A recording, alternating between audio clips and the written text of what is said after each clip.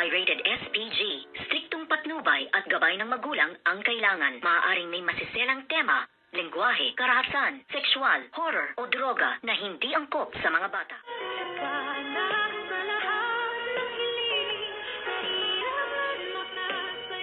Good morning and welcome sa aking munting channel. Pumunta na nga si Zoe sa Apex Medical Hospital, ngunit gumawa pa rin siya ng isang gulo nang makita nga niya si Doktora Annalyn Santos ay agad niya itong sinugod at sinaktan. Ngunit nandun naman talaga ang mga kaibigan niya ni Doktora Annalyn Santos na ipinagtanggol siya at biglang dumating si Miss Lynette Santos na agad-agad nga tumulong upang hindi na nga masaktan nitong si Zoe ang kanyang anak. At dito nga ay biglang sinampal nitong si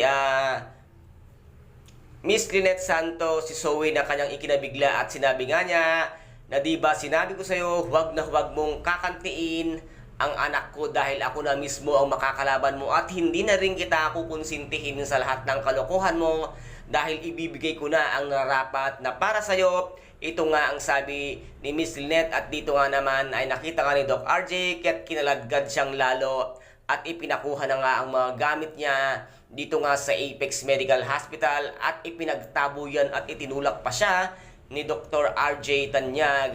Ngayon ay matindi na ang galit kay Zoe dahil napuno na rin si Doc RJ na ngayon nga ay walang magawa si Zoe kung hindi tanggapin ang katotohanan na mismong si Doc RJ ang siyang nagtaboy sa kanya at ipinagtulakan na lumayas na siya sa Apex Medical Hospital. Lalong-lalo pa kaya Zoe pagka ang nangyari na ay nalaman ang katotohanan kung sino at ano talaga ang tunay mong pagkatao, baka lalo ka nilang kamuhian at baka maipakulong ka na ng tuluyan nitong si Doc RJ dahil sa panluloko mo sa kanya na unang-una pa lang ay alam na alam mo na ang katotohanan na hindi ka naman tunay na tanyag at isa kang huwad na tangyad.